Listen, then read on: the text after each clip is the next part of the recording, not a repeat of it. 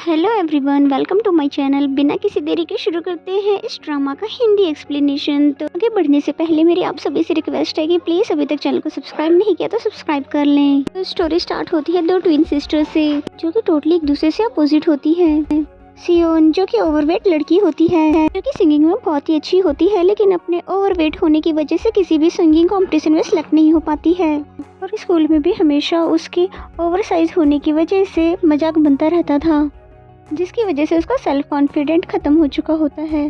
सियोन का एक high school crush भी होता है, पर वो तो सबके साथ मिलकर उस पे हंसता रहता है और उसका मजाक बनाता है।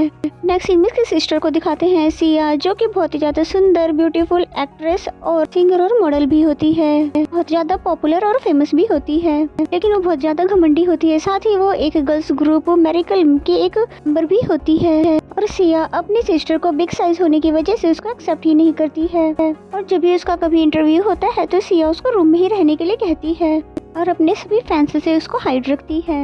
और इनकी लाइफ बस ऐसे चल ही रही थी कि एक दिन इसमें ट्विस्ट आ जाता है।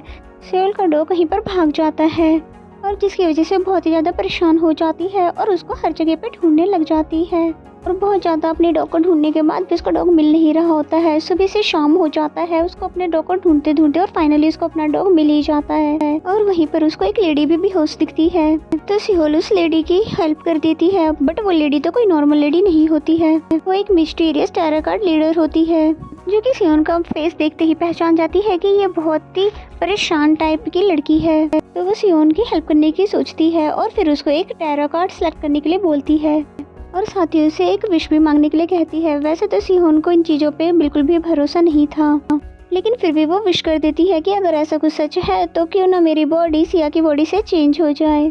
और फिर टैरो कार्ड लीडर सियोन को एक लॉकेट देती है और लॉकेट देने के साथ साथ वो ये भी बोलती है कि तुम्हें किसी भी तरह की कोई प्रॉब्लम भी हो तो मेरे पास आ सकती हो।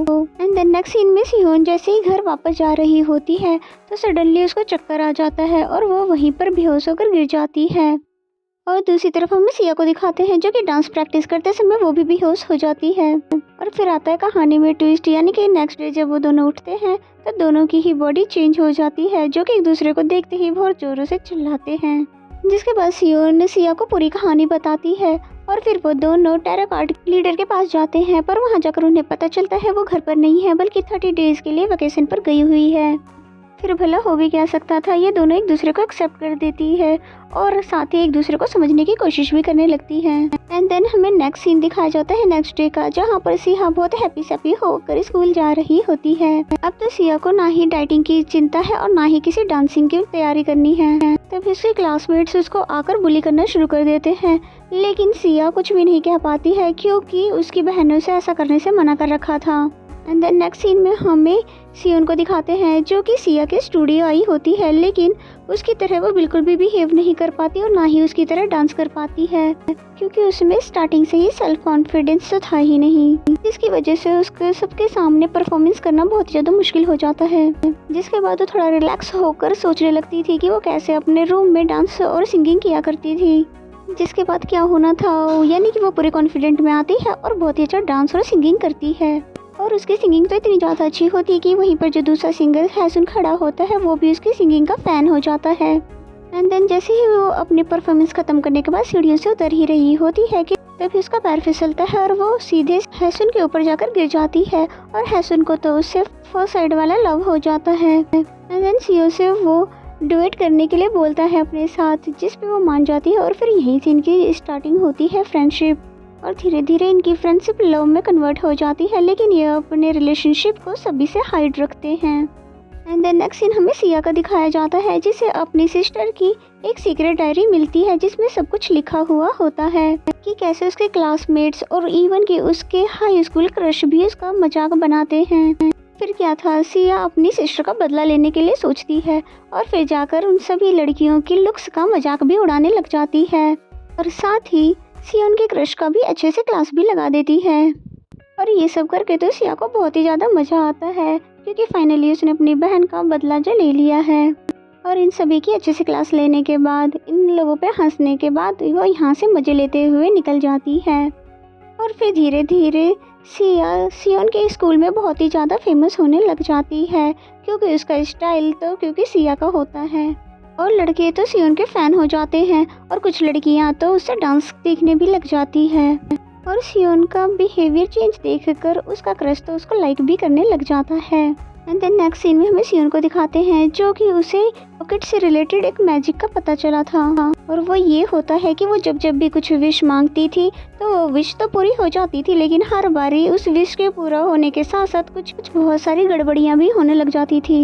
यानी कि वो जब भी विश मांगती थी तो कभी किसी का एक्सीडेंट हो जाता था, तो कभी स्टेयर से ही कोई गिर जाता था, और तो और हर एक विश की एक नेगेटिव प्राइस होती थी। एंड देन हमें हैसन को दिखाते हैं जिसने अपना एक एल्बम रिलीज कर लिया है, पर उसके कुछ वर्ड और कुछ म्यूजिक जो कि दूसरे सिंगर से मैच हो रहे थे, जिसकी वजह से हैसन को सब चीटर समझने लग जाते हैं और बेचारा बहुत ही ज्यादा परेशान हो जाता है और वो खुद को एक रूम में बंद कर लेता है। अब ये सब सुनकर सियोन को हैसन की टेंशन होने लगती है, जिसके बाद सियोन हैसन से मिलती है और साथ ही उसको अपने साथ एक न्यू सॉन्ग क्रिएट करने के लिए भी कहती है। एंड देन वो दोनों मिलकर एक ब्यूटीफुल सा सॉन्ग भी रिकॉर्ड कर देते हैं, जिसमें इन दोनों की लव की सारी मेमोरीज भी होती है। देन आफ्टर रिकॉर्डिंग जैसे ही वो दोनों बाहर जा रहे होते हैं तो इनकी कोई चुपके से पिक ले लेता है, और जिसके बाद इनकी लव रिलेशन तो पूरे मीडिया में और सोशल मीडिया पे छा जाती है और अब हर कोई इनके रिलेशनशिप के बारे में बात कर रहा था। और फिर सिया को जैसे ये बात पता चलता है तो वो बहुत ही ज़्यादा उस पर गुस्सा होती है। एक तो उसकी बॉडी चेंज हो गई है और फिर ऊपर से इसने इतना बड़ा कांड जो कर दिया है क्योंकि उसने उसकी बॉडी में रहते हुए सीक्रेटली किसी से लव अफेयर जो स्टार्ट कर दिया था। फिर इन दोनों की फाइटिंग बहुत बुरी तरह से स्टार्ट हो जाती है, जिसे हैसन आकर रोकता है और हैसन सिया को धक्का दे देता है क्योंकि उसको ऐसा लगता है कि ये कोई क्रेजी फैन है जो कि इनकी लव अफेयर के बारे में सुनने के बाद सिया को परेशान कर रही है। और फिर इतना सब कुछ हो जाने के बाद सिया बहुत ही ज़्यादा परेशान हो जाती है और फिर वो टैरो कार्ड मास्टर के घर जाती है, पर वहाँ पर वो नहीं होती बल्कि उनकी बेटी मिलती है और वो बताती है कि उसकी मॉम बीमार है इसलिए वो कुछ टाइम बाद ही यहाँ पर आएंगी, पर तुम मुझे अपनी प्रॉब्लम बता सकती हो। जिस पे सियोन उसको बताती है कि मुझे ठीक पहले जैसा ही वापस होना है। तो वो टैरो कार्ड लीडर की बेटी बताती है कि तुम्हें सच्चे दिल से उसी लॉकेट से यही विश मांगनी है कि सब पहले जैसा हो जाए, जिसके बाद सब कुछ नॉर्मल हो जाएगा। एंड देन जिसके बाद दिखाते हैं कि सिया और सियोन तो कि दोनों ही सच्चे मन से विश करती है उसी लॉकेट से कि उनकी सोल वापस से चेंज हो जाए। एंड देन हमें मॉर्निंग का सीन दिखाया जाता है। जैसे ही वो दोनों उठते हैं तो पता चलता है कि कुछ भी ठीक नहीं हुआ है, और फिर जब कुछ भी नॉर्मल नहीं होता है तो ये दोनों एक दूसरे की ही लाइफ को एक्सेप्ट कर लेते हैं, जिसमें सियोन सिया की लाइफ को एक्सेप्ट कर लेती है और सिया सियोन की लाइफ को एक्सेप्ट कर लेती है। एंड देन नेक्स्ट सीन में हमें दिखाते हैं कि सियोन जो कि रास्ते पे चल रही होती है कि तभी उसका एक्सीडेंट होने वाला होता है एक कार से। तभी सिया उसको बचाने के लिए भागती है और फिर दोनों का ही एक्सीडेंट हो जाता है।